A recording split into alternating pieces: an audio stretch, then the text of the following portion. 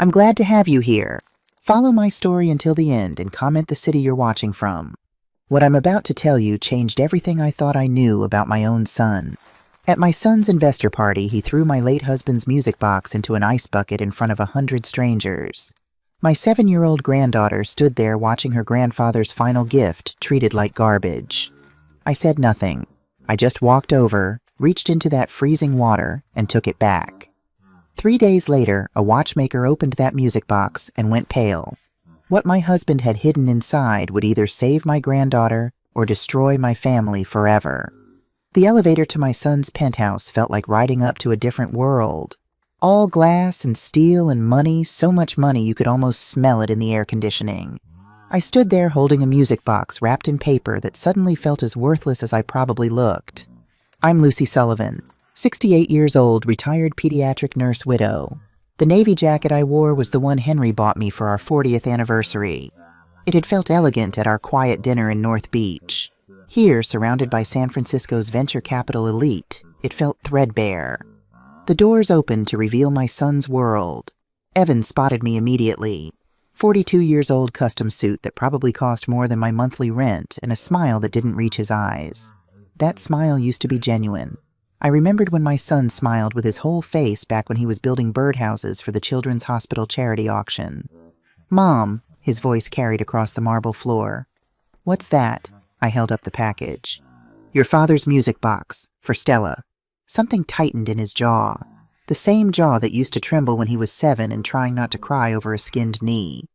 "This really isn't the time." "Grandma Lucy." My granddaughter's voice cut through 100 conversations about stocks and startups and 7-figure deals. Stella ran across the hardwood floor, all dark curls and green eyes, Henry's eyes. 7 years old and already learning to navigate a world that valued appearances over everything else. I knelt down to her level, my arthritis complaining. "Hey, sweetheart, your grandfather wanted you to have this. Can I open it, please?" Before I could answer, Jessica appeared. My daughter-in-law, 38 years old, designer dress that probably cost more than I spent on groceries in 3 months. She placed a manicured hand on Stella's shoulder. "Emma, darling." She always called her Emma, never Stella. "That's a very old toy. You have much nicer things in your room." "But Grandma said, your grandmother isn't here anymore." Jessica's eyes met mine, cold blue like a winter lake. "Robert, this is a business event. Perhaps another time would be more appropriate." Robert. She'd never called me Lucy in 3 years of marriage to my son. Always Robert, like my husband was still alive and I was just borrowing his name. Evan moved closer. I could smell whiskey on his breath, and it was only 7:30. "Mom, this isn't appropriate. Your mother—" He caught himself. "She's gone. It's time to stop living in the past." Stella tugged at his sleeve with small, persistent fingers. "But Daddy Grandma said it plays Claire de Lune. That's the song Grandpa Henry used to play for me." My throat tightened. Henry had played that song for her every night during those last months when the cancer was eating him alive, but he refused to let Stella see him scared. Evan glanced around at his watching guests. Investors in $1,000 suits, women dripping with jewelry that could fund a small country. Something hardened in his face, that same hardness I'd seen growing over the past 5 years, like watching ice form over a pond. He grabbed the music box from my hands. "Son, this sentimental junk doesn't belong here." He walked to the bar, all granite and chrome and bottles that cost more than my monthly prescription budget, and without hesitation dropped the music box straight into a bucket of melting ice and champagne bottles. The splash was small. The silence that followed was enormous. Stella made a sound like a wounded animal. "Daddy, that's Grandpa's." "You'll get over it, Emma." He turned back to his guests, CEO smile sliding into place like a mask. "Sorry about the interruption, folks. Family, you know how it is." Nervous laughter rippled through the room. People looked away, suddenly fascinated by their champagne glasses, by the view of the Bay Bridge glittering through floor-to-ceiling windows, by anything except the old woman standing in the middle of their party. I didn't shout. My mother taught me that anger expressed loudly is anger wasted. Instead, I walked to that bar, reached into the ice water, cold enough to make my arthritis scream in protest, and pulled out the music box. Water dripped onto my sleeve. I wiped it carefully with my handkerchief, the one Henry had embroidered with my initials during a bout of insomnia in hospice. My hands weren't shaking. Not yet. Then I looked at my son. My boy. The child I'd taught to ride a bike, held through nightmares, put through Stanford on a nurse's salary, and Henry's software engineering income.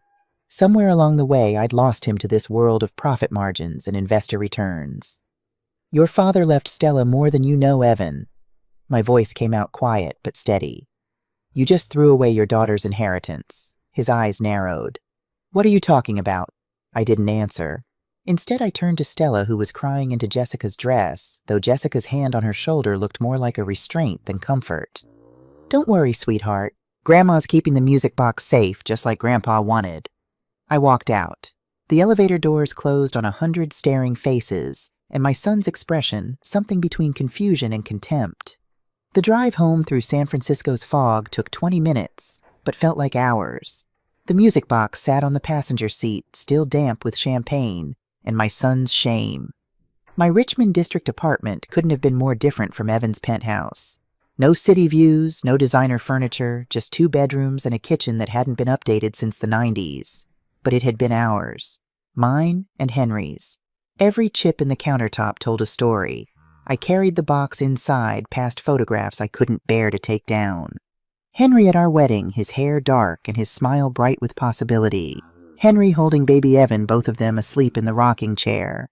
Henry and Stella that last summer before he got sick building a sandcastle at Ocean Beach. I set the music box on our old kitchen table, the one we'd bought at a yard sale 40 years ago, because we couldn't afford new furniture. Made tea. Earl Grey the way Henry taught me to make it, with milk and 1 sugar. As the kettle heated, a memory hit me sharp and sudden. 2 years ago. Henry in the hospice bed we'd set up in our living room, his voice paper thin but his eyes still sharp. Lucy, I want Stella to have this music box. Of course, darling. We'll give it to her when she's older. No. His hand found mine fingers skeletal, but grip surprisingly strong. Promise me you'll give it to her. If Evan truly changes, he'll respect that. If he doesn't... He paused, gathering strength. You'll know what to do. Henry, I don't understand. This box holds more than music, my love. His eyes held mine with an intensity that made my chest ache. It holds our values. Stella will need them. He passed away 3 days later. 7:42 in the morning, with me holding his hand and Claire de Lune playing softly from the music box on his nightstand. The kettle whistled, pulling me back to the present. I made my tea but couldn't drink it. My hands were shaking now, the adrenaline from the party finally catching up. I opened the music box with careful fingers. The first notes of Claire de Lune filled my small kitchen. Delicate melancholy, beautiful. The same melody that had played through Henry's last breaths. Through Stella's bedtimes. Through 40 years of quiet evenings when Henry would take my hand and we'd dance in this very kitchen. No music, except this box. I finally let myself cry. Real tears, the kind that come from somewhere deep and hurt on the way out. My son had thrown his father's love in the trash, in front of his daughter, in front of strangers. I wiped my eyes with the back of my hand. The music wound down slowly, each note stretching like it didn't want to let go. That's when I noticed it. The box felt heavier than I remembered. Not by much, maybe the weight of a paperback book, but I'd held this box dozens of times over the years. Lifted it to dust, carried it from room to room. I turned it over in my hands, examining it the way I used to examine charts at the hospital, looking for what didn't fit. The wood seemed thicker at the base, the proportions slightly off. Henry had been a software engineer, not a craftsman. He wouldn't have noticed something like this. But he'd known craftsmen, had coffee every Sunday morning with Tommy Morrison, the watchmaker in North Beach, who'd emigrated from Ireland 40 years ago.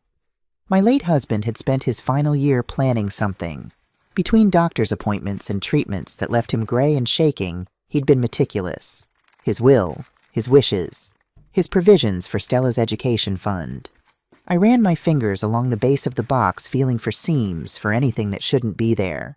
Henry, I whispered to the empty kitchen, to the photographs on the wall, to the memory of him. What secrets did you hide inside? The music box gave no answer. Just sat there on our old table, heavier than it should be, holding mysteries I couldn't yet name. But I would find out. Tomorrow I'd take it to someone who understood these things. Someone who could tell me if my suspicions were right. And if they were, If Henry had left something inside this box besides music and memory, then Evan had made a mistake tonight. A very expensive mistake. Sunday morning fog wrapped North Beach in gray silence as I walked up the steep hill to Tommy Morrison's shop. My calves burned with the climb, but I'd made this walk 100 times. Even after Henry died, I'd come here once a month. Tommy had been his best friend, and some friendships don't end just because one person is gone. The sign above the door, Morrison's Timepieces and Antiques, had faded to ghost letters. But I could have found this place blindfolded. The bell jangled as I entered. Tommy looked up from his workbench, magnifying glasses perched on his forehead.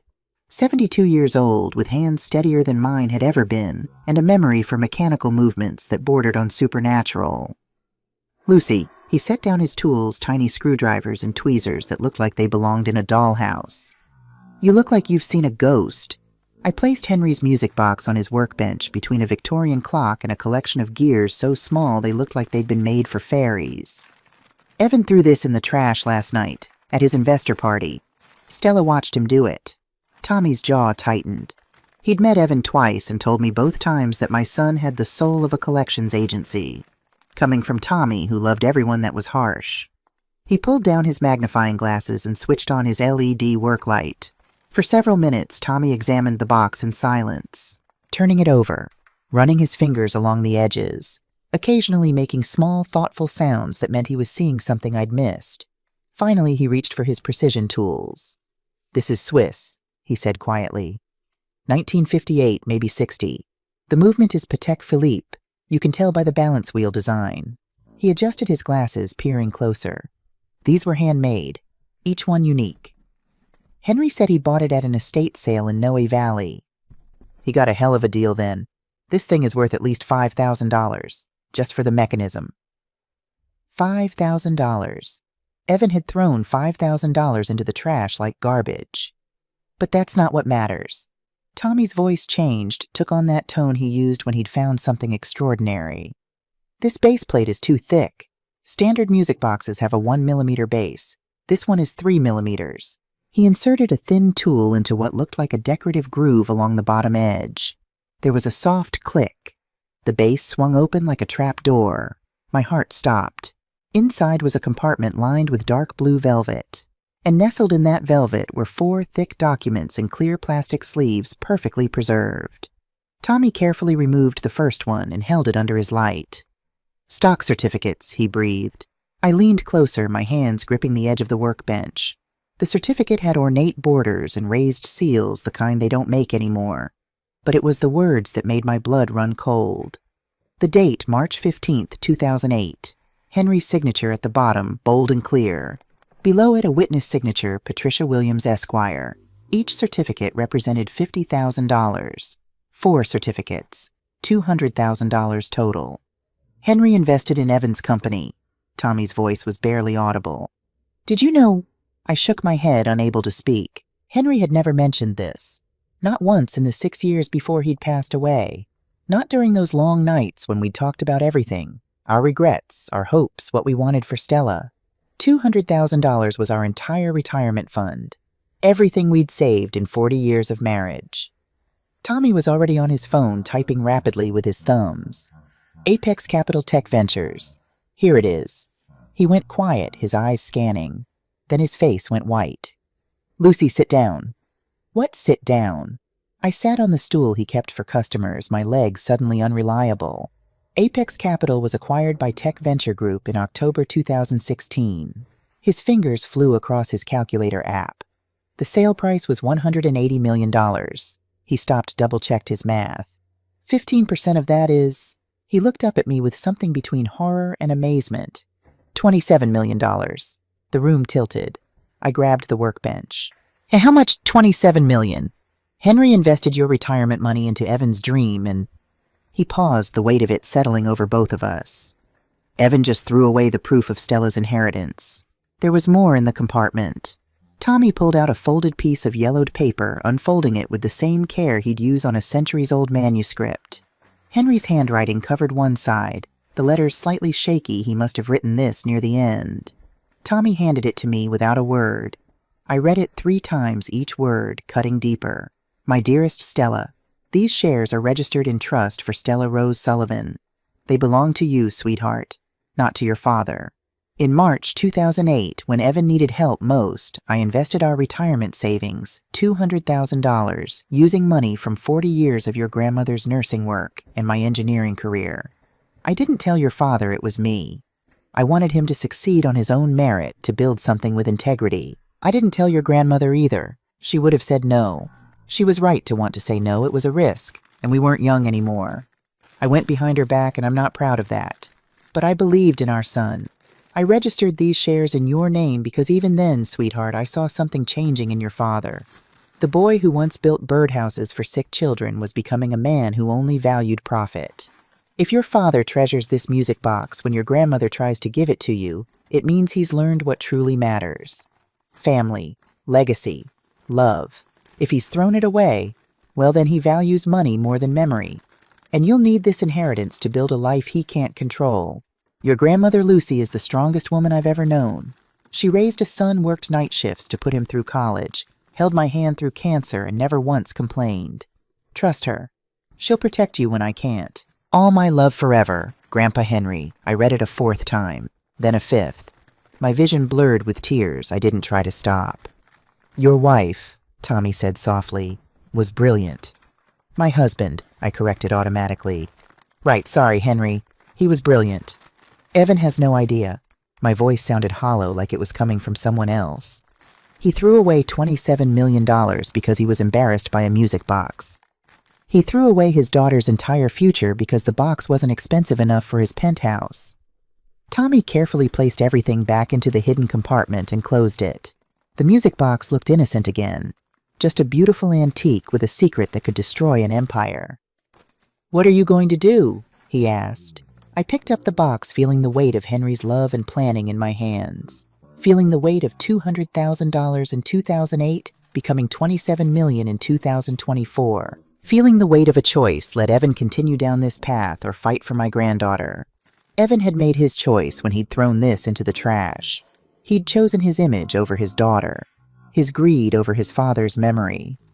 "I'm going to protect Stella," I said. "I'm going to make sure she gets what Henry wanted her to have. And I'm going to make sure Evan understands exactly what he threw away." Tommy nodded slowly. "You'll need a lawyer. A good one. I know just who to call." I thought of Patricia Williams's signature on those certificates. Henry's lawyer. Witness to the investment. She'd known all along. "Lucy," Tommy called after me as I headed for the door. The fog had lifted slightly, letting pale sunlight break through. Men like Evan don't give up $27 million without a fight. I tucked the music box under my arm. I'm counting on it.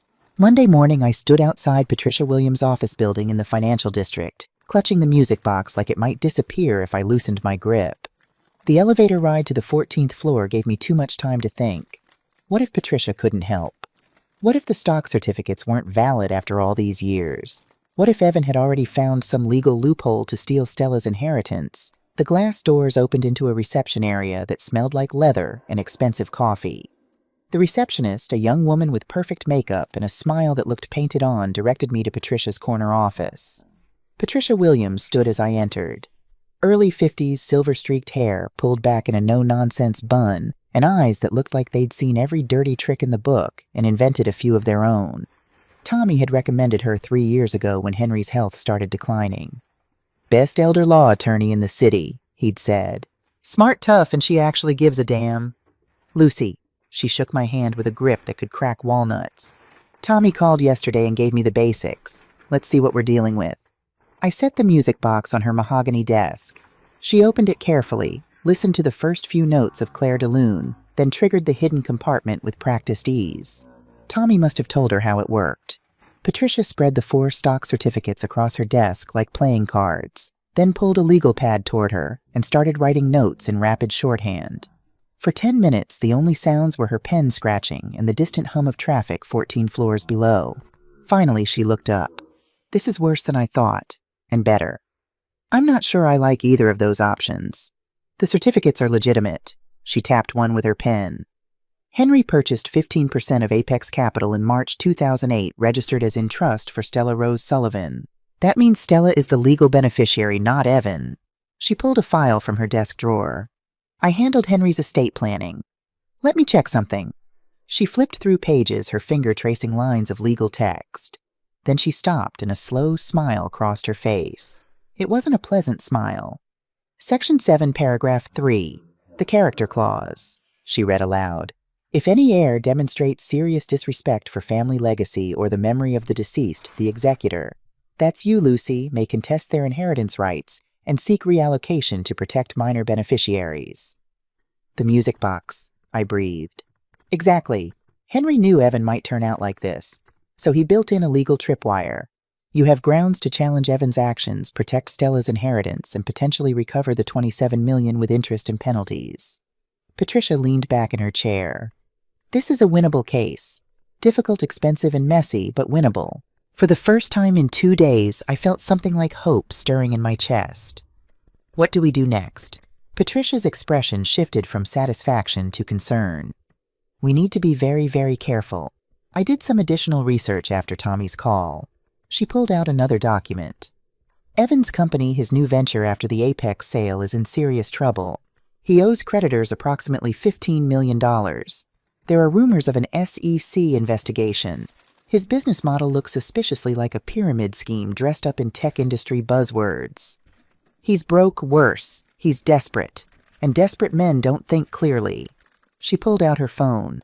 If Evan discovers these certificates exist before we have everything in place, he'll fight back with everything he has. Men in his position often try to discredit opponents, tie up assets in litigation, or... She hesitated. Or what then? They go after competency. If Evan can prove you're not mentally fit to serve as executor of Henry's estate, he can have you removed and potentially take control of Stella's trust himself. My blood ran cold. A conservatorship. It's called elder abuse when it's done for financial gain. But yes, Evan could hire doctors to evaluate you, claim you're suffering from dementia or cognitive decline, and petition the court to place you under his legal guardianship. It's horrifyingly common in inheritance disputes, and it's very difficult to defend against once the process starts. I thought about the investor party, the way Evan had looked at me with contempt when I'd retrieved the music box from the trash, the way Jessica had smirked. They'd already decided I was a foolish old woman living in the past. He'll come after me, I said quietly, the moment he realizes what I have. Yes, Patricia closed the file. Lucy, I need you to understand what we're up against. Evan will hire the best lawyers money can buy or money he can borrow. He'll attack your credibility, your mental state, your fitness as a guardian. He'll make you look dangerous or incompetent or both. And he'll do it publicly because that's how men like him operate. What do? We build an airtight case before he knows we're coming. We need documentation of his fraud witness statements from the party medical evaluations proving your competency and evidence of Evan's unfitness as a parent. She pulled out a business card and slid it across the desk. This is Daniel Foster. He's a private investigator, former FBI. If Evan has skeletons, and based on what I've seen, he has a cemetery full, Daniel will find them. I took the card. Daniel Foster, Private Investigations. A San Francisco phone number. Patricia, I said carefully, when Evan realizes those certificates exist and that I'm not backing down, what will he do? She met my eyes, and I saw the truth there before she spoke. Desperate men don't play by the rules, Lucy. They play to win no matter who gets hurt. And right now you're standing between Evan and $27 million he thinks belongs to him. My phone rang that night as I was making dinner. Grilled cheese sandwich, the only thing I could manage with hands that wouldn't stop shaking. Evan's name on the screen. I thought about not answering, but Patricia's words echoed, "We need evidence of everything." I hit record on my phone's voice memo app, then answered. "Hello, Evan." "Mom?" His voice was cold, controlled. "We need to talk about last night." "I'm listening." "You embarrassed me in front of 100 investors. Showing up with that ridiculous music box, making a scene." "I didn't make the scene, Evan. You did. I'm calling to make something very clear. Don't contact Stella. Throw that music box away. It's over. I'm not throwing away your father's gift to Stella." There was a pause. Then his voice changed, took on a tone of false sympathy that made my skin crawl. "Mom, I'm worried about you. You're 68 years old, living alone. Your judgment is slipping. People at the party noticed your behavior wasn't normal. My hand tightened on the phone. My judgment is fine, Evan. Is it because from where I'm sitting you need help? Professional supervision. Jessica and I have been discussing it may be a care facility where people can look after you properly. The threat landed like a physical blow. A care facility. A nursing home. Loss of independence. Loss of control. Loss of everything. I don't need a nursing home. I have witnesses who will testify you're not capable of managing your own affairs. I have documentation. When the time comes, Mom, I'll take the legal steps necessary to ensure you're properly cared for. It's what Dad would have wanted. The mention of Henry shattered something inside me. Don't you dare tell me what your father would have wanted. This conversation is over. Lose the music box. Stay away from my family. Or I'll have doctors evaluate you, and we both know what they'll find. He hung up. I stood in my kitchen phone, still pressed to my ear, grilled cheese burning on the stove. Then I called Patricia Williams and told her everything. Did you record it? She asked immediately. Yes. Good. That's evidence of elder abuse threats. We're filing for emergency medical evaluation tomorrow morning. UCSF has the best neurologists in the state. We're going to prove you're completely competent before Evan can make his move. I looked at the music box sitting on my kitchen table. Henry's last gift. Henry's last weapon. Patricia, what if we lose, then we lose? But Lucy, we're not going to lose. Because Henry didn't spend his last months building this protection just to have it fail. And I didn't witness those stock certificates just to watch them get stolen. After I hung up, I sat alone at my kitchen table. The grilled cheese was charcoal. I scraped it into the trash and made another one. Tomorrow, the real fight would begin. But tonight, I had Henry's music box. I had proof of $27 million. And I had something Evan had forgotten. I was a nurse for 35 years. I'd held dying patients' hands. I'd told parents their children wouldn't survive the night. I'd worked double shifts with broken ribs and kept smiling. My son thought I was weak because I was old. He was about to learn the difference between age and weakness. I wound the music box. Claire de Lune filled my small kitchen, and I started planning my next move. Tuesday afternoon, I sat across from Daniel Foster in a small office that smelled like old coffee and determination. The space was nothing fancy, just a desk, 2 chairs, and walls covered with framed commendations from his FBI days. Daniel himself looked like someone who'd spent 30 years learning how to read people and never forgot a single lesson. Mid-50s graying hair cut military short and eyes that missed nothing. I work fast when kids are involved, he said, sliding a thick manila folder across the desk. What I found in 48 hours isn't pretty, Lucy. Are you sure you want to see this? I thought about Stella's face when Evan had thrown the music box away, the way she'd flinched when he'd raised his voice, the way she'd whispered, I want to stay with you, Grandma. Show me everything. Daniel opened the folder. The first document was a bank statement with a Cayman Islands header. Numbers that made my head spin, deposits, transfers, withdrawals, and amounts I'd never seen outside of hospital billing statements. Your son has been moving money offshore for 6 months, Daniel said. $3 million across 4 accounts, Cayman Islands, Singapore, and 1 in Zurich. The transfers started small to avoid triggering automatic reports, but they accelerated 3 weeks ago. $3 million, while I was rationing my blood pressure medication because Medicare didn't cover the full cost. He's planning to run, I said. Not planning. Preparing. Daniel pulled out printed airline confirmations. Singapore Airlines. Departures scheduled for this Friday night. 3 one-way tickets, first class. Friday, 4 days from now. 3 tickets, Evan Sullivan, Stella Rose Sullivan, and Olivia Grace Harrison. Who's Olivia Harrison? 28 years old financial analyst at Pinnacle Ventures, the same firm currently suing Evan for fraud. They met 8 months ago. The affair started shortly after. He pulled out printed text messages, laid them across the desk like evidence at a crime scene. I read them with a nurse's clinical detachment, the same way I used to read patient charts describing things no one should have to endure. Evan tickets confirmed. Yumi and E. New life starts Friday. Olivia, what about your wife, Evan dead weight? Jessica stays. Divorce from abroad. Cleaner that way. Olivia, and the kid Evan Stella has trust fund access at 25. Worth the inconvenience. I stared at that last message. Worth the inconvenience. That's what my granddaughter was to him. An inconvenience worth tolerating for access to money. Money he didn't even know existed yet. He's taking Stella because of money, I said quietly. He doesn't know about the $27 million, but he thinks Henry left something substantial. He's taking her to control her future inheritance. Daniel's jaw tightened. Singapore has complicated extradition, Lucy. Once Evan gets Stella out of the country, especially if he claims he's protecting her from an unstable grandmother getting her back, becomes exponentially harder. He pulled out a different folder. There's more, and this is where it gets really ugly. Inside were school documents, printed emails, and what looked like medical notes.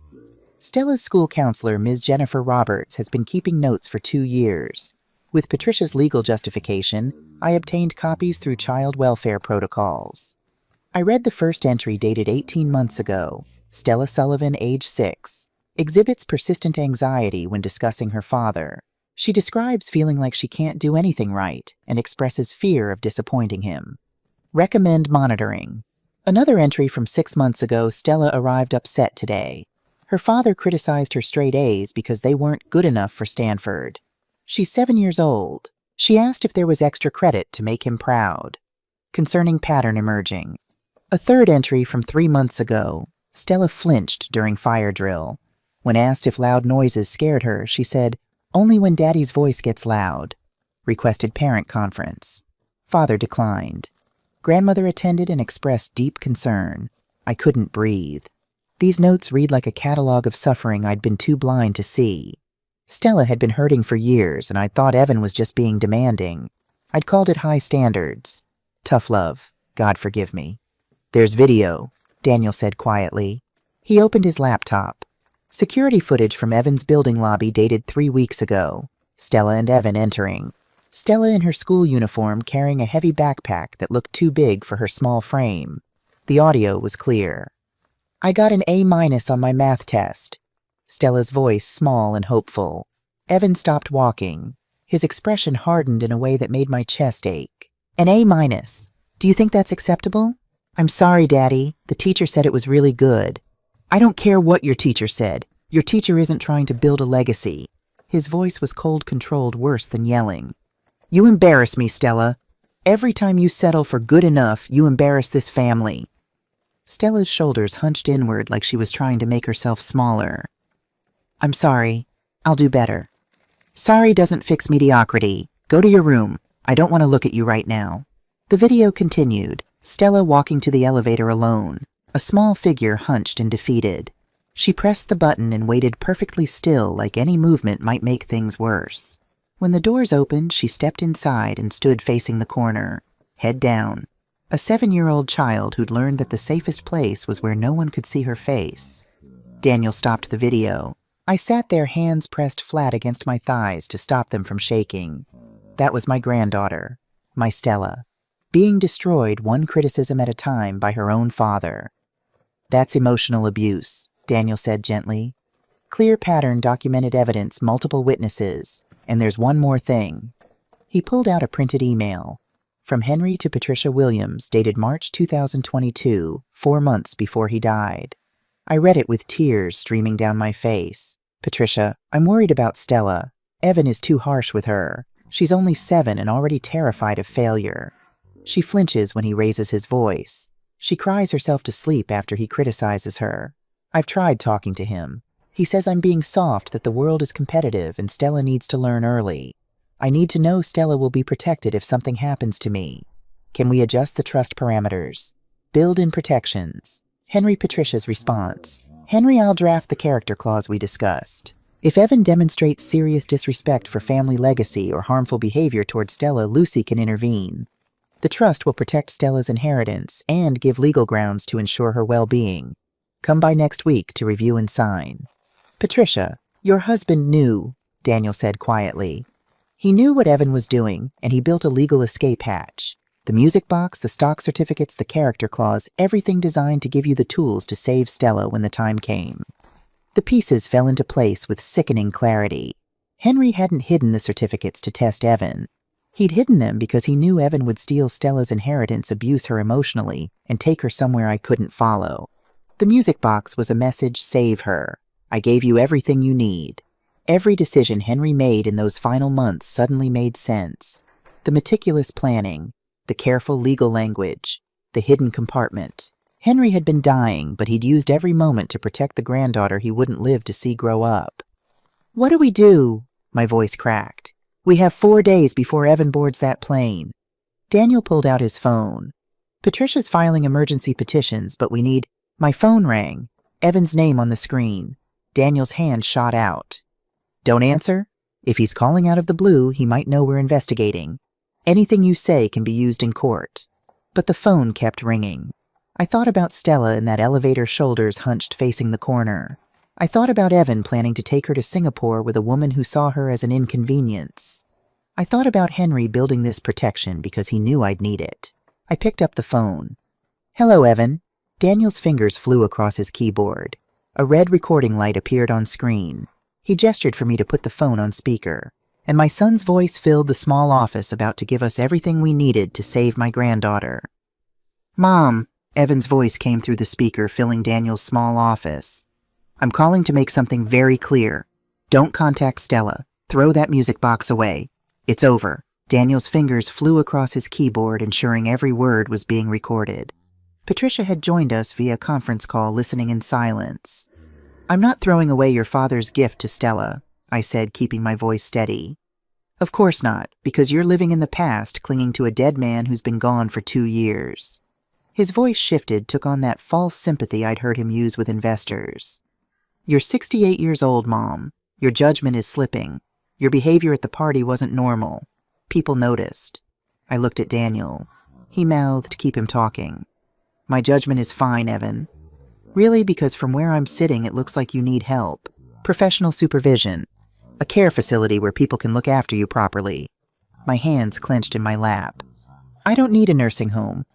I have witnesses who will testify you're not capable of managing your own affairs. I have documentation. When the time comes, I'll take the legal steps necessary to ensure you're properly cared for." Then his voice went cold, calculated. "It's what Dad would have wanted." Something in me snapped. "Don't you dare tell me what your father would have wanted. I know he wouldn't want you confused and angry, clinging to the past like some senile. Your father wanted you to be better than this." Silence. Then I heard ice cubes clinking in a glass. Whiskey. Always whiskey when Evan was cornered. "You know what the worst part was, Mom?" His voice dropped almost conversational, like we were discussing the weather instead of my dead husband. "When Dad got sick, stage 4 pancreatic cancer. The oncologist said there was a treatment option, experimental, expensive, 30% success rate." My blood turned to ice. "He begged me to help with the costs. $200,000. Said he wanted to see Stella grow up, wanted to walk her down the aisle someday." "Evan, don't—" I told him no. The world stopped. $200,000 for a 30% chance. That's not an investment, Mom. That's throwing money away. I made a rational business decision. "You let your father die." The words came out as a whisper. "I saved $200,000. He died anyway, exactly like the statistics predicted. The treatment would have been a waste." He took a drink. I could hear the ice rattling. "At least I was right about the numbers. I'm always right about the numbers." Tears streamed down my face. Daniel pushed a box of tissues toward me, his expression carefully neutral. "You killed him," I said. "I made a business decision, something you're clearly no longer capable of understanding." His voice turned sharp. "Remember what I said, Mom.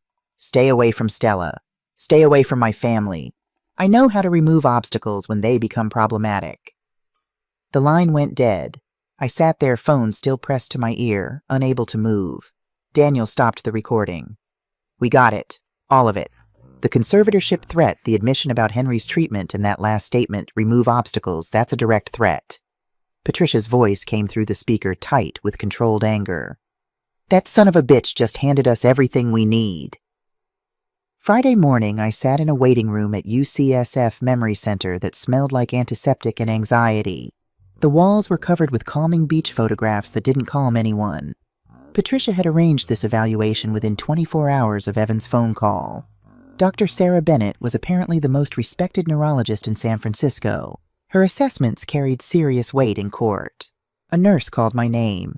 Dr. Bennett's office was exactly what you'd expect diplomas from Johns Hopkins and Stanford medical journals stacked neatly, a framed photo of two teenagers who probably didn't appreciate having a genius for a mother.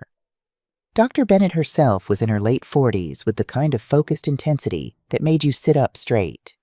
"Mrs. Sullivan," she gestured to a chair, "Patricia Williams speaks highly of you. I understand your son has filed for conservatorship based on alleged cognitive decline. Let's find out if there's any truth to that." The next 3 hours were the most thorough examination of my brain I'd ever experienced. Pattern recognition tests where I had to identify sequences in visual puzzles. Memory tests where she read me a story and I had to repeat it back then, recall it again 20 minutes later. Problem-solving exercises. Mathematical reasoning. An MRI scan that involved lying perfectly still in a machine that sounded like a construction site. Dr. Bennett reviewed the results while I waited in her office, wondering if 68 years of living had left cracks Evan could exploit. Finally, she looked up. "Mrs. Sullivan, I'm going to be direct. Your son is either profoundly mistaken or deliberately lying." Relief flooded through me so powerfully I had to grip the armrests. "Your cognitive function is not just normal for your age, it's superior. Pattern recognition in the 95th percentile. Memory recall perfect across all tested domains. Your MRI shows a completely healthy brain with no signs of dementia, vascular disease, or any neurological condition that would impair judgment." She handed me a sealed envelope. "My official report states clearly you have zero cognitive impairment and are fully competent to manage your own affairs, medical decisions, and finances." "Whatever, doctor." Morrison claimed in his evaluation, and yes, Patricia told me about him, it has no basis in objective medical reality. She leaned forward. "If your son tries to have you declared incompetent, I'll testify. And Mrs. Sullivan, don't let anyone make you doubt yourself. Your mind is as sharp as it's ever been." Monday morning arrived with a knock on my door that had official authority written all over it. The process server handed me a manila envelope and disappeared down the hallway of my apartment building before I could even say thank you. Inside was a thick stack of documents with a blue cover sheet, petition for conservatorship of person and estate. Petitioner Evan James Sullivan, proposed conservatee, Lucy Margaret Sullivan. I sat at my kitchen table and forced myself to read every word. The petitioner requests the court appoint him as conservator for Lucy Margaret Sullivan, age 68, who is no longer capable of managing her own affairs due to progressive cognitive decline and impaired judgment. The petition cited psychiatric evaluation by Dr. Richard Morrison documenting memory lapses and delusional behavior. Witness statements from the April investor event describing confused and agitated conduct, financial mismanagement regarding obsessive fixation on worthless antiques, safety risks from inability to recognize appropriate social boundaries. Every word painted me as a confused old woman who couldn't be trusted with her own life. At the bottom, hearing scheduled for Thursday, May 2nd, 4 days from now. If Evan won, he would control everything. Where I lived, what medical care I received, who I could see, how I spent my money, and most importantly, Stella's $27 million trust fund. I called Patricia immediately. "He's moving faster than expected," she said, her voice tight. "Expedited hearing in 4 days, that's aggressive. But Lucy, we have Dr. Bennett's evaluation. We have evidence of his crimes. He doesn't know we've been building a case for the past week. Can he actually do this? If the court believes you're incompetent, yes. Conservatorships are weaponized in inheritance disputes all the time. But we're ready to fight." Patricia paused. "There's something else. I just got a call from Westwood Elementary. Evans removed you from Stella's authorized contact list. You can't pick her up from school anymore. Can't be listed as emergency contact. School policy requires them to honor parental requests unless there's a court order." The words hit like a physical blow. "He's isolating me from Stella. It's a tactic. Cut you off emotionally, make you feel powerless. But Lucy, listen to me, we're not playing his game. We're going on offense." Tuesday afternoon, my phone rang with a number I didn't recognize. "Mrs. Sullivan," a woman's voice carefully controlled. "This is Jessica. We need to talk, privately, today." I almost hung up, but something in her voice made me pause. "Why would I?" "Because Evan is leaving me, and I know things that can destroy him. We met at Cafe Reverie on Fillmore Street. Upscale quiet, the kind of place where Pacific Heights money went to hide. Jessica sat at a back table, designer sunglasses pushed up in her hair, expensive jewelry catching the low light. But her makeup couldn't quite hide the stress cracks, dark circles, tight-mouthed hands that wouldn't stay still. I slid into the chair across from her, my phone already recording in my jacket pocket. "Thank you for coming." She didn't waste time on pleasantries. "Evan is planning to run Thursday night, right after your conservatorship hearing. Singapore Airlines first class, 3 tickets. "I know about the tickets." Her eyes widened slightly. "Then you know about her. Olivia Harrison. His mistress, 28 years old, works at the firm suing him." Jessica's laugh was bitter. "He thinks I don't know. 6 months, Lucy. He's been seeing her for 6 months, planning our divorce from Singapore, planning to take Stella." She pulled out her phone and slid it across the table. The screen showed photos Evan and a young blonde woman laughing at some restaurant I didn't recognize, holding hands, text messages, "I love you, and can't wait for our new life," and Jessica's dead weight. "I have everything," Jessica said.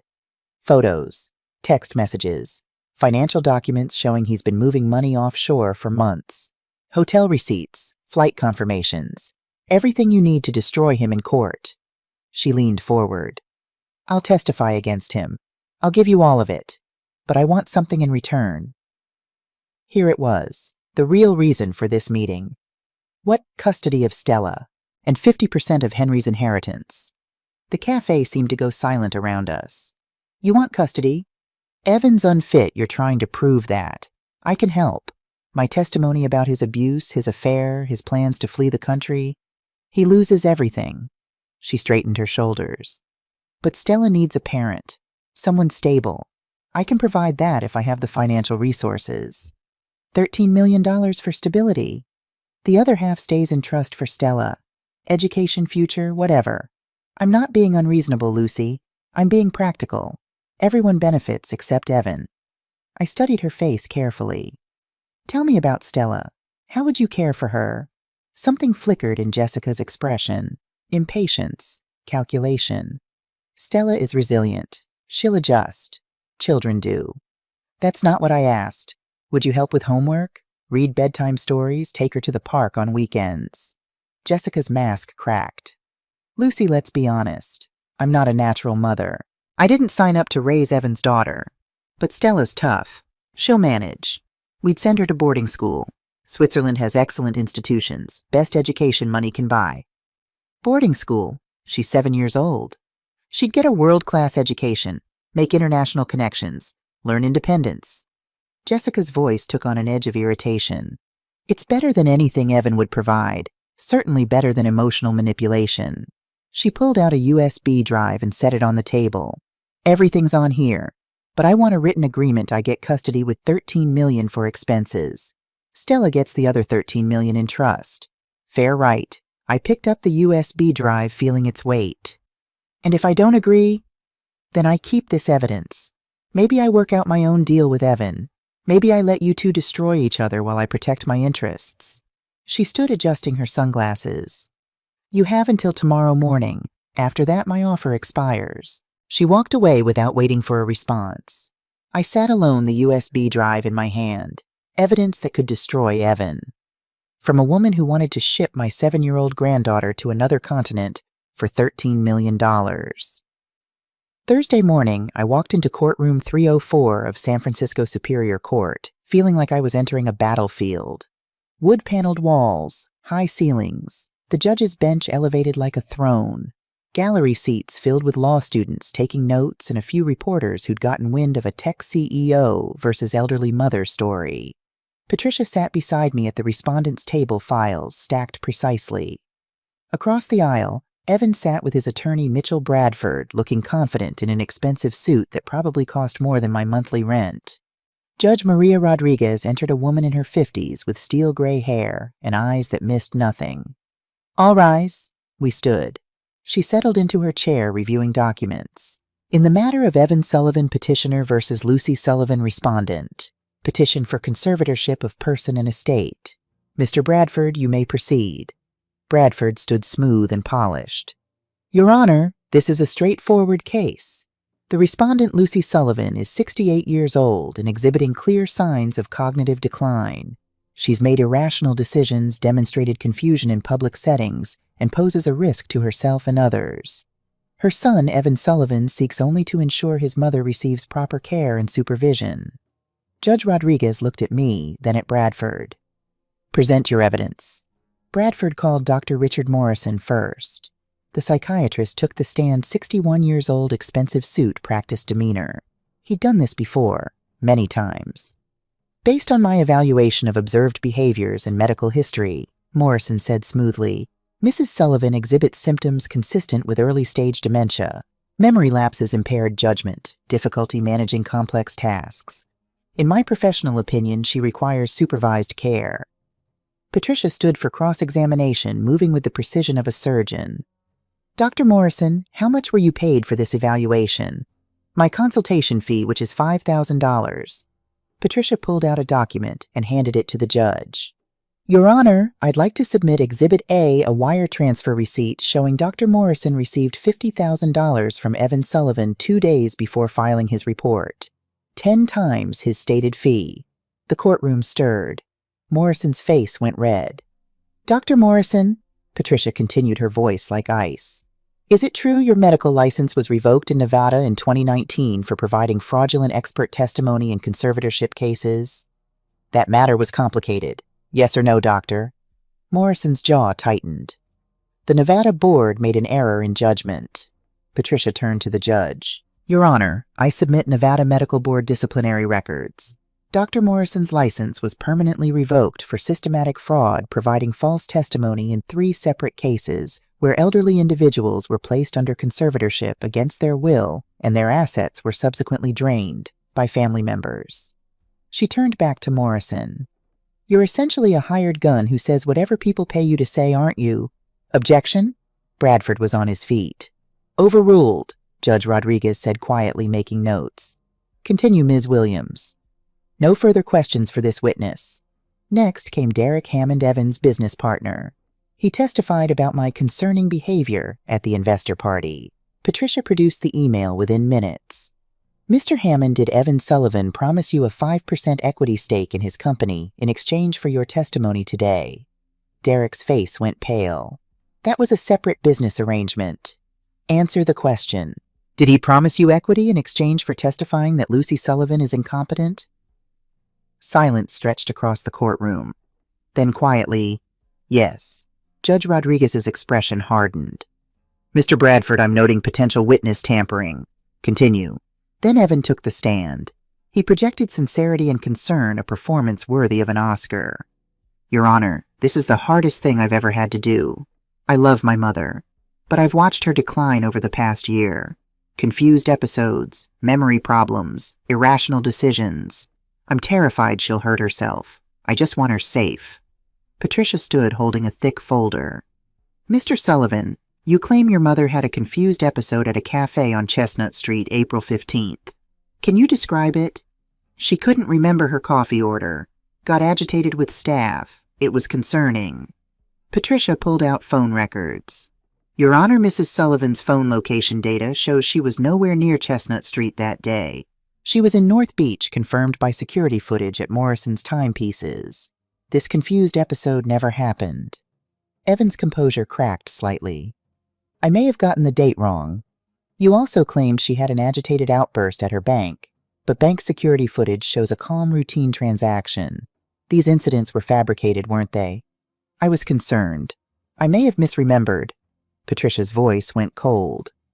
Mr. Sullivan, are you currently under SEC investigation for securities fraud? Bradford jumped up. Objection, relevance. Goes to credibility, Your Honor, Patricia said calmly. The petitioner is facing criminal investigation and substantial debts. This conservatorship would give him control over his mother's assets and his daughter's trust fund. Judge Rodriguez leaned forward. I'll allow it. Answer the question, Mr. Sullivan. Evan's face tightened. There's an ongoing inquiry. Yes or no, yes. The courtroom was dead silent. Patricia let that sink in, then delivered the killing blow. Is it true you refused to pay for your father's cancer treatment 2 years ago because you deemed it not cost-effective? Evan's face went white. Your father, Henry Sullivan, told multiple people, including his attorney, that you refused to help fund experimental treatment that might have extended his life. You chose money over your father, and now you're trying to seize control of your mother's assets under the guise of concern. Isn't that the truth? You don't understand. No further questions. Patricia called me to the stand. My hands were steady as I placed them on the Bible, as I swore to tell the truth, as I sat down and looked at my son across the courtroom. Patricia led me through my testimony, my daily routine, cooking errands, managing my household, my relationship with Henry, my memories of Stella, specific dates, events, conversations. I spoke clearly. No confusion, no hesitation. Mrs. Sullivan, can you tell the court about the music box? I described finding it in the trash, taking it to Tommy Morrison, the discovery of the hidden compartment, the stock certificates worth $27 million, Henry's letter explaining everything. Patricia submitted Dr. Bennett's UCSF evaluation. Judge Rodriguez read it carefully, then looked at Evan with something close to contempt. I've heard enough. She set down her papers. This petition is not only without merit, it appears to be a calculated attempt to seize control of the respondent's assets and isolate her from her granddaughter. She looked directly at Evan. Mrs. Lucy Sullivan has demonstrated complete mental competence. Dr. Bennett's evaluation from one of the most respected neurologists in this state is thorough and credible. In contrast, Dr. Morrison's testimony is tainted by financial incentive and a history of fraud. Her voice hardened.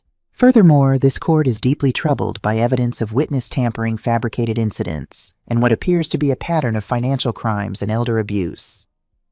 The gavel came down like thunder. Petition dismissed with prejudice. Furthermore, I am referring this matter to the District Attorney's Office for investigation of elder abuse, witness tampering, and perjury. Court adjourned.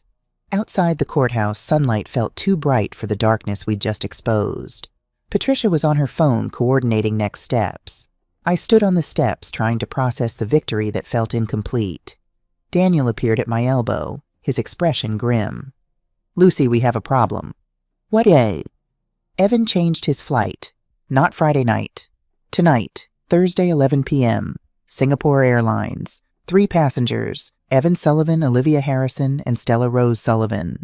The victory turned to ice in my chest. He's going to take her tonight. You have less than 12 hours before he disappears with Stella forever. I looked back at the courthouse where Evan was exiting with Bradford, his face promising violence. The battle was won, but the war had just entered its final desperate phase. Thursday afternoon. 6 hours until Evan's flight to Singapore. Patricia's office had transformed into a war room. Whiteboards covered with timelines in red marker, maps of San Francisco, contact numbers for emergency services. Daniel marked critical times in bold 11 o'clock p.m. Flight departs. Updated intel, he said, spreading documents across the conference table. Evan's apartment building. Security is tight, but I have contacts. Plainclothes officers can be positioned in the lobby. Marked unit around the corner. Patricia was on her phone, rapid-fire conversations with CPS family court judges, anyone who could help. She hung up and turned to us. Emergency guardianship hearing is scheduled for tomorrow morning, but Stella will be in Singapore by then unless we stop Evan tonight. My phone buzzed. A number I didn't recognize, but I knew who it was. Jessica. I answered on speaker. He's leaving me. Her voice was frantic, stripped of the calculated control from our cafe meeting. Evan's taking that woman and Stella tonight. He called me dead weight. He's packing Stella's things right now. She's crying, Lucy. She's crying and asking for you. Something twisted in my chest. Where are you? In the bedroom. He doesn't know I'm calling. I want to destroy him. Whatever you're planning, I want in. Patricia, Daniel, and I exchanged looks. This was our chance. Jessica, I said carefully, can you keep Stella at the apartment until 6 p.m.? Why? Tell Evan you want one last family dinner, Daniel said, leaning toward the phone. Make it sound like you're accepting the situation. He'll think he's won flights not until 11 he has time. Silence on the other end. I could almost hear her calculating. If I do this, I want written assurances about custody, about money. My hand tightened on the phone. Stella is crying in the next room, Jessica. Do this because it's right, or do it for yourself, I don't care. But do it now. Another pause. Then quietly, fine. She hung up. Patricia outlined the plan with military precision. 6 p.m. dinner. We have Stella in one location where CPS can intervene safely. Legal basis imminent danger. Evan has a flight to a country with complicated extradition documented abuse, and he's fleeing SEC investigation. She looked at me. Lucy, you'll wear a wire. Everything Evan says gets recorded. If he threatens you, admits to the embezzlement, says anything about taking Stella, we have it on tape. Police can intervene immediately. Daniel produced a small device from his bag. Digital recorder, wireless transmission to my van outside, nearly invisible. He showed me the adhesive patch that would go under my blouse, smaller than a quarter. What if he suspects? I asked. He won't, Daniel said. He thinks he won today. He's not worried about a 68-year-old woman he just tried to have declared incompetent. He met my eyes. But Lucy, understand the risk. If Evan realizes this is a trap, he might grab Stella and run early. Officers will be ready, but there could be a window, maybe 30 seconds, where Stella is in danger. You'll be in that room with him. I thought about Stella standing in the elevator facing the corner. About Henry's letter, trust Lucy. She'll protect you when I can't. About a 7-year-old girl who deserved better than parents who saw her as either a burden or a bank account. I'll do it. 5:30 p.m. Daniel attached the wire in the back of his surveillance van parked 3 blocks from Evan's building. Keep him talking, he said, testing the transmission. If he threatens you or Stella, if he admits anything about the stock certificates or taking her out of the country, stay calm. We're listening. Officers can be inside in under 60 seconds. Patricia handed me her business card. Speed dial 1. If anything goes wrong, anything, you call me. My phone buzzed. Jessica, he agreed. Dinner at 6. He smiled, Lucy. He wants to rub it in your face. Good, Daniel said, reading over my shoulder. He's not suspicious. He thinks he's invincible. I stepped out of the van. The fog was rolling in from the bay, shrouding the city in gray. Somewhere above Evan's penthouse glowed like a beacon. Lisa Rodriguez from CPS pulled up in an unmarked car. Early 40s, kind eyes, the weariness of someone who'd seen too many broken families. Mrs. Sullivan, she shook my hand. We're ready. The moment you give the signal, the moment Evan says anything that confirms he's taking Stella against her wishes, or fleeing the country, I'm coming in with police backup. I nodded, not trusting my voice. The elevator ride to the penthouse felt like ascending to an execution. The wire pressed cold against my skin. My heart hammered so hard I was afraid the recording would pick it up. The doors opened. Evan stood waiting in the foyer, Stella beside him with a small pink backpack. Behind them, 3 expensive suitcases lined up by the door like soldiers. My granddaughter's eyes were red from crying. When she saw me, she tried to run forward, but Evan's hand on her shoulder held her in place. Mom, his smile was cold, triumphant. So glad you could make it to our farewell dinner. The wire recorded everything. I walked past him into the dining room. Floor-to-ceiling windows overlooking the city. Table set for 5. Evan at the head. Jessica opposite Olivia Harrison beside Evan, looking deeply uncomfortable. Stella next to an empty chair meant for me. Stella slipped her small hand into mine under the table. I squeezed 3 times. Our signal. I love you. She squeezed back 4 times. I love you too. Evan poured wine with practiced ease. Let's make this civilized, shall we? One last family meal before Stella and I travel. Where are you traveling? I kept my voice neutral.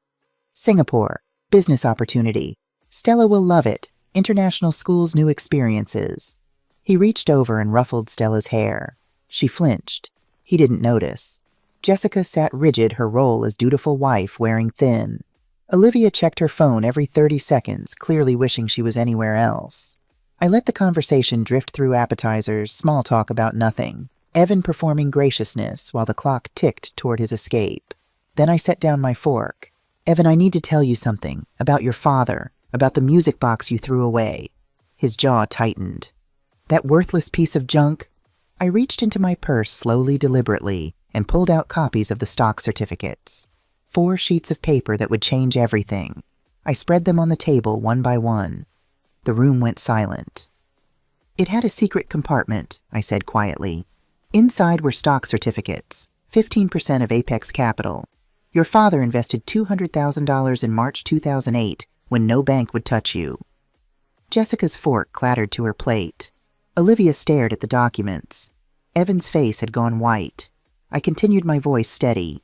When you sold the company to Tech Venture Group in October 2016 for $180 million, Stella's 15% was worth $27 million.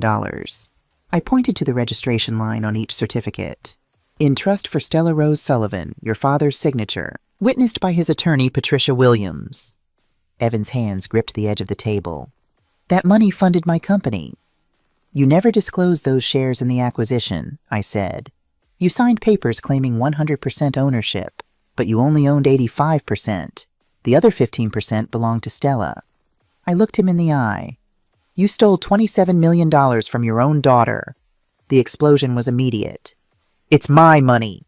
Evan slammed his fist on the table. Wine glasses jumped. Stella whimpered and pressed closer to me. I built that company from nothing. Dad just wrote a check that money is mine. Jessica stood abruptly, chair scraping. Evan, tell me this isn't true. Shut up, Jessica. This is your fault, insisting on this stupid dinner. Olivia grabbed her purse hands, trembling. You stole from your own child. I thought you were just aggressive in business. But you're a thief. She backed toward the door. I'm done. Don't call me. Don't contact me. We're finished. Olivia, wait. But she was already gone. The door slammed. Evan stared at me with pure hatred. You think you're smart in 5 hours. Stella and I are on a plane to Singapore, and there's nothing you can do about it. Evan, stop talking, Jessica said, her voice shaking. I'm her father. I have legal custody. I can take her anywhere. He grabbed his wine glass, draining it. Those certificates are probably fake. Something you cooked up with that lawyer. No one will believe you. I'm not the one who needs to believe me, Evan. What? I kept my voice calm, even as my heart raced. You've just confessed to everything. His eyes narrowed. What are you talking about? You admitted the money was yours, acknowledging the 15% exists. You confirmed you're taking Stella out of the country in 5 hours. You're fleeing with legal custody to somewhere extradition is complicated. I looked at him steadily. All recorded, all admissible in court. Understanding dawned on his face, then rage. You're wearing a wire. And there are police officers in your building lobby. CPS is waiting downstairs. You're not taking Stella anywhere. Evan moved faster than I expected for someone who'd drunk half a bottle of wine. He lunged toward Stella, grabbing for her arm. I pulled her behind me, standing between my son and my granddaughter. Don't touch her. She's my daughter. She's a terrified 7-year-old child you were planning to drag to another country to control her inheritance. The front door burst open. 4 SFPD officers' badges displayed. Lisa Rodriguez right behind them. Evan James Sullivan, you're under arrest for attempted custodial interference, securities fraud, embezzlement, and elder abuse. You have the right to remain silent. Anything you say can and will be used against you in a court of law. They turned him around, cuffing his hands behind his back. Evan's face went through shock, denial, fury, all in the span of seconds. This is insane. I'm her father. I have rights. Call Bradford. Call my lawyer. I knelt beside Stella, covering her ears as they led Evan past. He looked at me, once pure venomous hatred, promising revenge he'd never get to take. But it didn't matter. He was done. Lisa Rodriguez approached with another social worker. Mrs. Sullivan, we need to discuss Stella's immediate placement. Jessica stood quickly, composing herself. Of course. Stella will stay with me. I'm her stepmother. I can provide stability. Lisa's expression was gentle but firm. Mrs. Sullivan, we have concerns about both parents. We have a recording from earlier this week where you discussed sending Stella to boarding school in Switzerland to access her inheritance. Your motivation was financial security, not Stella's well-being. Jessica's face went pale. She looked at me. You recorded our conversation at the cafe. You wanted to ship my granddaughter to another continent for $13 million, I said quietly. Yes, I recorded every word. Lisa knelt beside Stella. Sweetheart, you're going to come with us for a little while, okay, until the courts decide what's best. You'll be safe. Stella looked up at me, tears streaming down her face. Can't I stay with Grandma Lucy? We're working on that. Your grandmother filed for emergency guardianship, but right now we need to make sure you're in a safe placement. Stella's small arms wrapped around my waist. You'll come get me. You promise? I knelt down, holding her face in both hands, the same way Henry used to hold mine when he needed me to really hear him. I promise. Your grandfather left me everything I needed to keep you safe. It's going to take a few more days, but I will bring you home. To my apartment with the music box, to wherever you want home to be." She hugged me so tight I could barely breathe. Lisa took Stella's hand gently. "Come on, honey." I watched them lead my granddaughter out, small backpack on her shoulders, looking back at me every few steps until the elevator doors closed. The wire against my chest had captured everything, including the sound of my heart breaking. Friday morning. Patricia's office. Emergency guardianship hearing in 3 hours. Daniel had delivered his final report overnight. Jessica sat in custody at the SFPD facing charges of conspiracy and attempted extortion. Evan was in a holding cell, downtown, bail set at $2 million he didn't have. But I couldn't focus on any of that. Patricia and Daniel sat across from me reviewing our case for the hearing. Everything looked good. Strong evidence of Evan's crimes. Jessica's unfitness documented. My competency proven beyond doubt. But something Henry had written in his letter kept gnawing at me. I went behind her back, and I'm not proud of that. "Lucy," Patricia's voice pulled me back. "What's wrong? We're about to win." I looked at these two people who'd worked so hard to help me save Stella. They deserved the truth. The whole truth. "I need to tell you something," I said quietly. "About Henry. About why he never told me about the $200,000 investment." I took a breath. "Because I told him not to." Patricia and Daniel exchanged glances. "In March 2008, we were struggling. I was working full-time as a NICU nurse at UCSF. Henry had just been laid off from his software engineering job. The dot-com crash was still reverberating through the tech industry. We had exactly $200,000 in savings, our entire retirement fund. I stared at my hands. 68 years of wrinkles and age spots and the ghost of a wedding ring I'd worn for 40 years. Evan came to us desperate.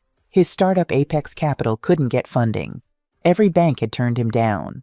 The venture capital firms wouldn't even take meetings. He needed $200,000 or he'd lose everything: his business, his reputation, his dream. Patricia was making notes. Daniel leaned forward, listening. Henry wanted to help. He said, "Lucy, he's our son. If we don't help him now, he'll never forgive us. And he'll never learn that family supports each other no matter what." I met their eyes. I said no. The words hung in the air. I refused. I told Henry we couldn't risk our retirement on a venture with a 90% failure rate. We had bills, a mortgage, medical expenses. My blood pressure medication alone was costing us $200 a month, even with insurance. We needed that safety net. My voice cracked. We fought for weeks. It was the worst fight in 40 years of marriage. I said terrible things. Told Henry he was being foolish, that he was choosing Evan over our future, that he was too emotional to see clearly. "What did Henry do?" Patricia asked gently. "He invested anyway, behind my back." I pulled out my phone, found the email I'd discovered 2 years ago while going through Henry's accounts after he died. Forwarded it to Patricia.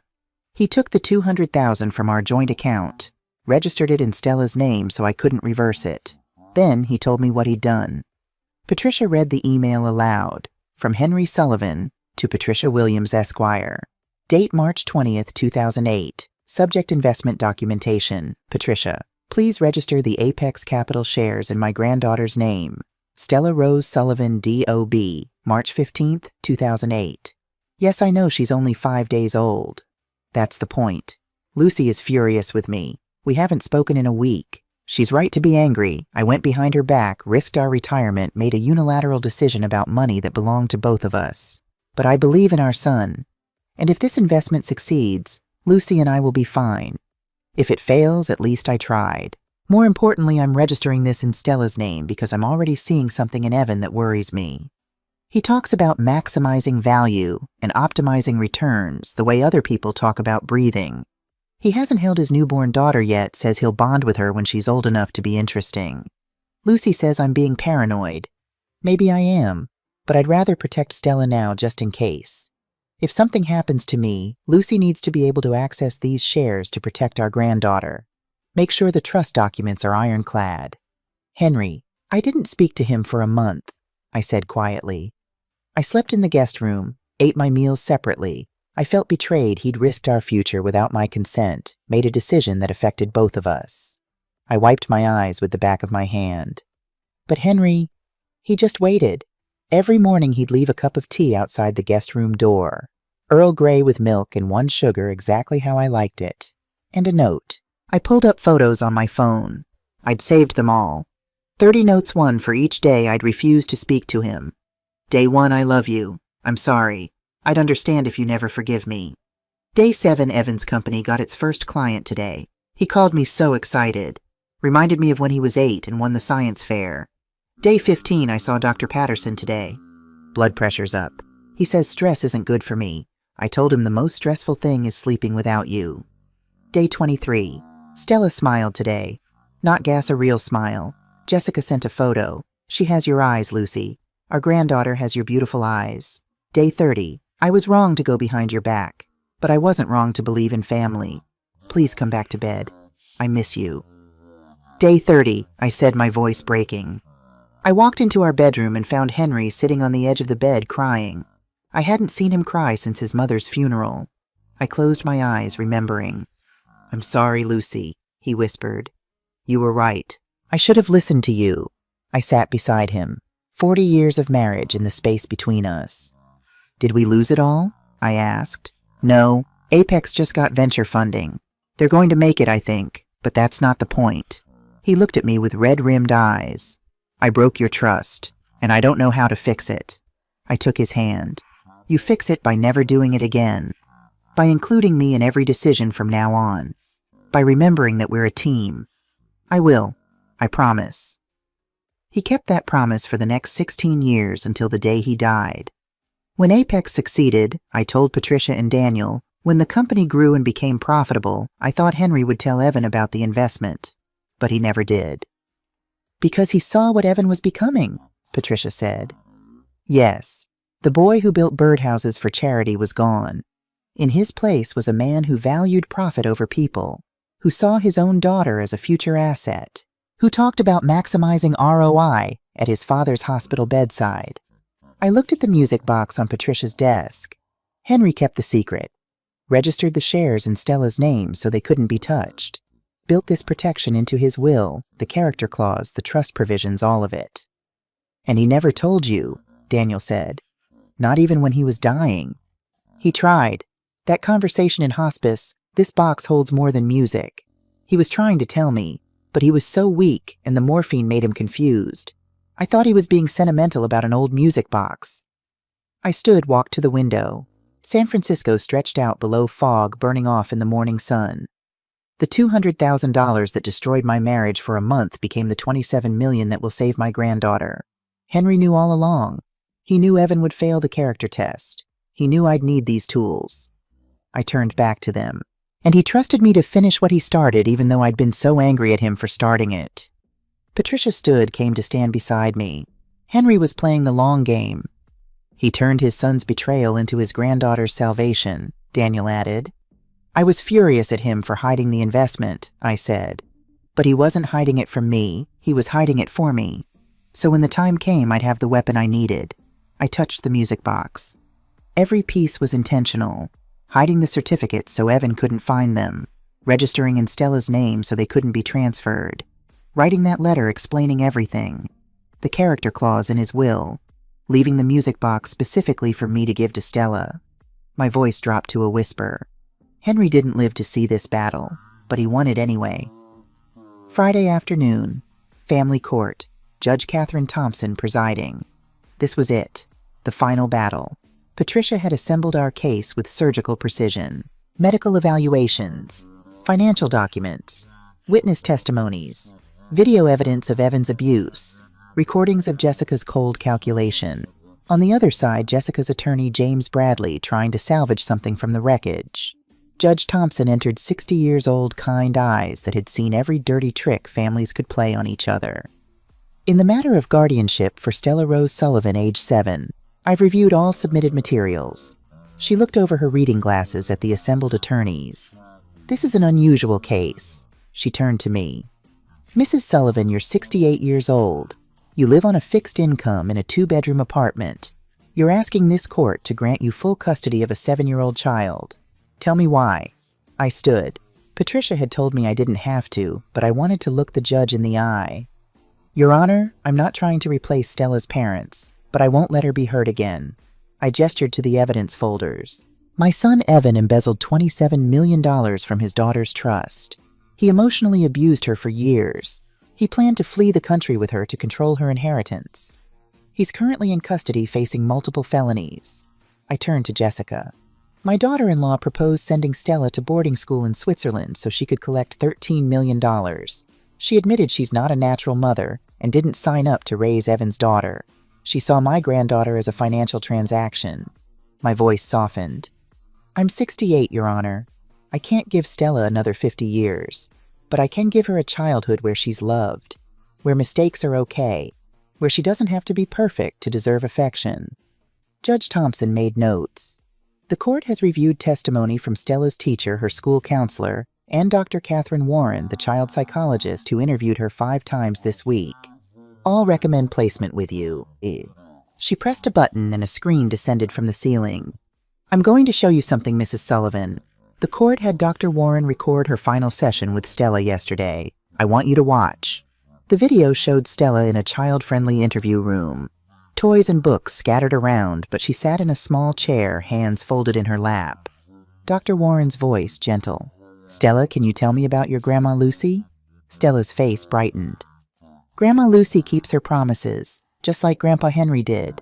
She saved the music box when Daddy threw it away. What does the music box mean to you? It plays Claire de Lune. That's the song Grandpa played for me when I was scared. Grandma plays it for me now every night before bed. Tell me about living with your father. Stella's brightness faded. Daddy gets angry when I'm not perfect. He says I embarrass him. I try really hard, but I always mess up something. What about your stepmother, Jessica? She's nice sometimes, but she's always on her phone. She forgets to pick me up from school. Stella's voice got smaller.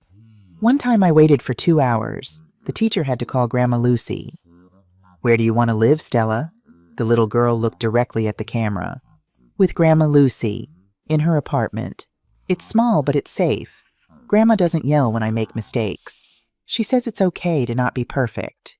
She makes me grilled cheese for dinner, and we play the music box, and she tells me stories about Grandpa Henry. Her voice dropped to a whisper. Please, can I stay with Grandma? I promise I'll be good. The video ended. The courtroom was silent. Judge Thompson removed her glasses, cleaned them carefully. When she put them back on, her eyes were bright with unshed tears. This court's primary concern is the child's best interests. I've reviewed all evidence and testimony carefully. She looked at Jessica. Mrs. Jessica Sullivans, your focus throughout these proceedings has been on financial considerations. When asked about caring for Stella, you proposed boarding school to make things easier. You see this child as a burden to be managed, not a person to be loved. This court finds you unfit for custody. Jessica's face crumpled. Judge Thompson turned to the gallery where Evan sat in handcuffs between 2 bailiffs allowed to attend via court order. Mr. Evan Sullivan, you have systematically abused your daughter emotionally for years. You embezzled her inheritance. You planned to flee the country with her to control her trust fund. You refused to pay for your father's cancer treatment. This court finds you unfit for custody and recommends the district attorney pursue criminal charges to the fullest extent. Then she looked at me.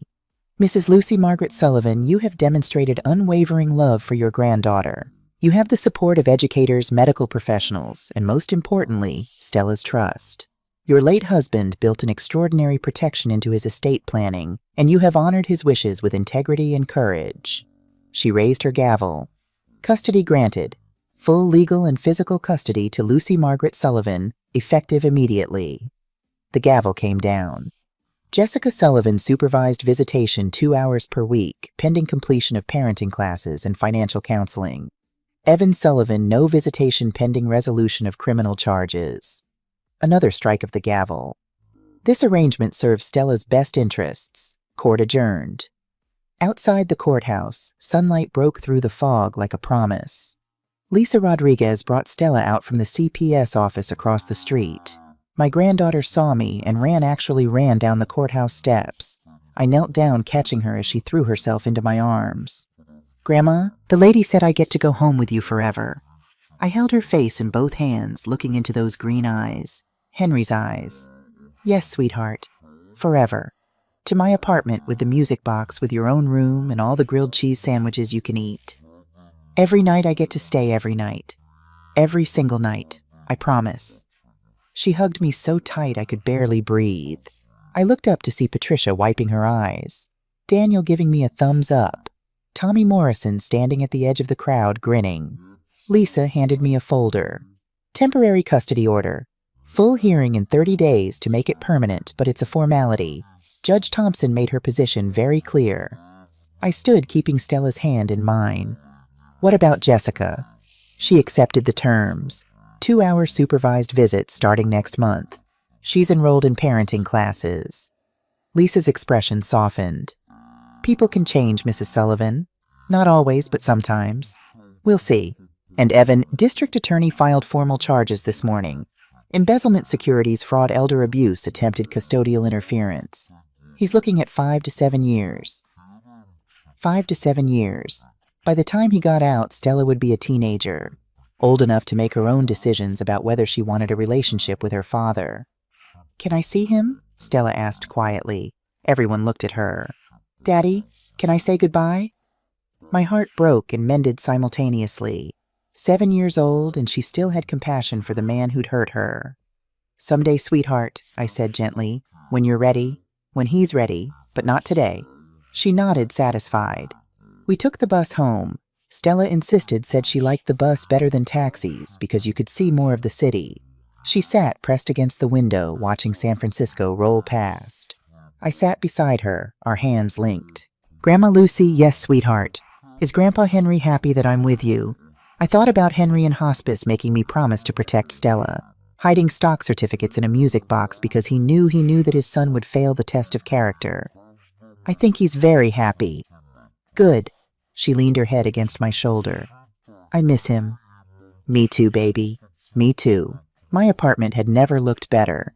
The guest room had been transformed in the past week. Patricia had sent her assistant to help. Fresh paint on the walls, soft lavender like Stella had mentioned liking once. A twin bed with a quilt I'd bought at a craft fair years ago. Bookshelves Tommy had built and installed yesterday while I was in court. And on the nightstand, Henry's music box. Stella walked into the room and stopped. This is mine. All yours. She set her backpack down carefully, then went to the music box, opened it with reverent fingers. Claire DeLune filled the small apartment. Can I put things in the secret compartment? She asked. I thought about Henry's stock certificate safely locked in Patricia's office safe, about the letter explaining everything, about $27 million that would be Stella's when she turned 25. What would you put in it? She pulled a photograph from her backpack, wrinkled and worn like it had been looked at many times. It showed Henry and Stella at Ocean Beach building a sandcastle. Stella couldn't have been more than 4. Henry's hair was already thin from chemotherapy, but his smile was genuine. This. So Grandpa's always here. We opened the secret compartment together. I showed her how the mechanism worked the way Tommy had shown me. She placed the photo inside carefully next to a new addition I'd made yesterday, a picture of the 3 of us, Henry, Stella, and me, taken that same day at the beach. Now it's really home, Stella said. That night I made grilled cheese sandwiches. Burned the first batch because I was too happy to focus, but Stella said she didn't mind. We ate at my small kitchen table, the one Henry and I had bought at a yard sale 40 years ago. The one where we'd shared 10,000 meals, arguments, reconciliations, and quiet evenings. After dinner, I tucked Stella into bed, wound the music box. Claire DeLune drifted through the apartment. Grandma Lucy, yes, sweetheart. Do I have to be perfect? The question stopped me cold. I sat on the edge of her bed. No, baby, you just have to be yourself. But what if I make mistakes? Then you make mistakes. That's how people learn and grow. I brushed hair from her forehead.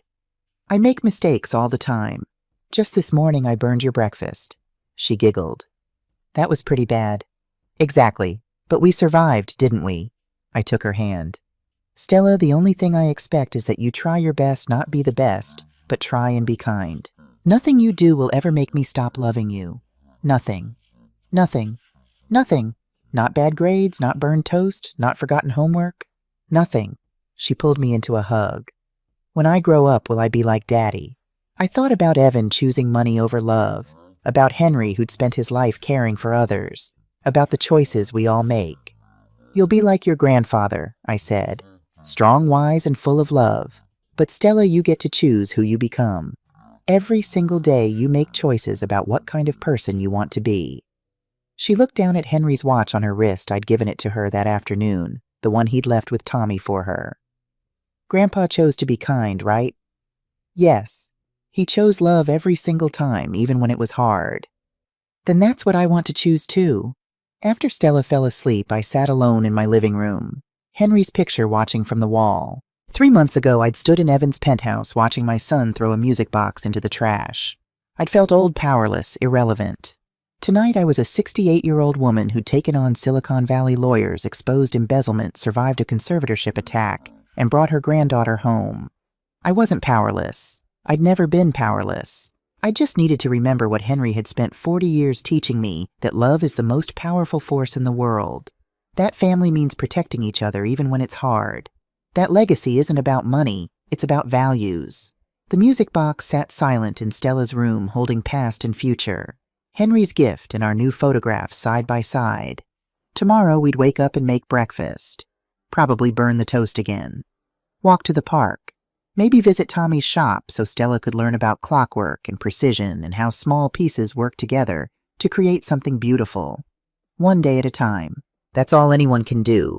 I picked up my phone, opened the voice memo app, and added a note to myself. Henry, we did it. Stella's home. She's safe. She's loved. The music box worked exactly as you planned. $27 million to protect her future, but more importantly, values to guide her life. You were right to invest in Evan, even though it cost us. Right to hide the certificates. Right to trust me with finishing what you started. I'm still angry you went behind my back, but I understand why. Sleep well, my love. Our granddaughter is home. I saved the memo, then deleted it. Some things didn't need to be preserved digitally. They lived in music boxes and grilled cheese dinners and the sound of a 7-year-old girl sleeping safely in the next room.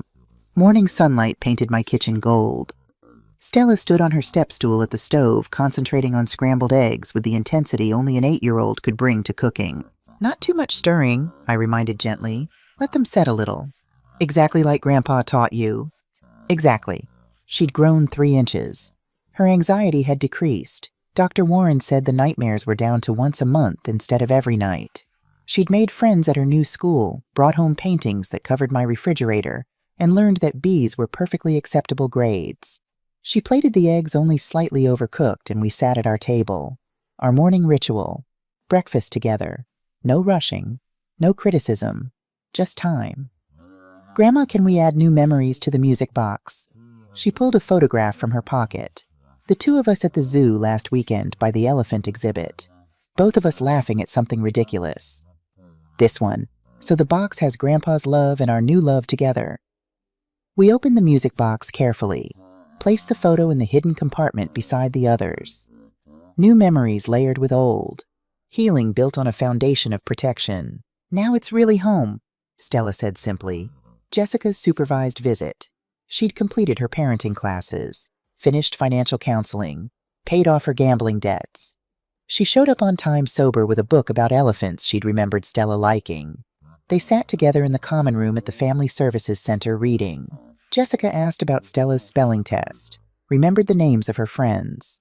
2 hours. Small steps.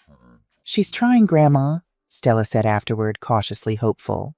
Maybe people could change. Not always, not easily, but sometimes. I tucked Stella into bed, wound the music box. Claire de Lune filled the room. Grandma, yes, sweetheart, are you happy I'm here? Every single day. Good, because I'm happy too, even though I'm still sad sometimes about Daddy. That's okay, we can be both, she smiled. Yeah, both. I sat beside her bed until her breathing deepened. The music box played its final notes. Legacy isn't something you leave behind when you die. It's something you build every day. In quiet moments and hard ones. In the lessons you teach, the values you model, the love you give freely without conditions. Stella was learning that now. Learning that time is precious, not to be wasted chasing perfection, but to be spent loving and being loved. Learning that people matter more than possessions.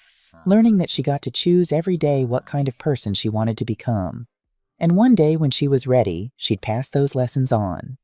For now, we had mornings full of laughter and slightly burned eggs, Afternoons at museums and bus rides where she fell asleep on my shoulder. Evenings with music boxes and bedtime stories, and Henry's watch ticking softly on a small wrist. And that was enough. More than enough. That was everything.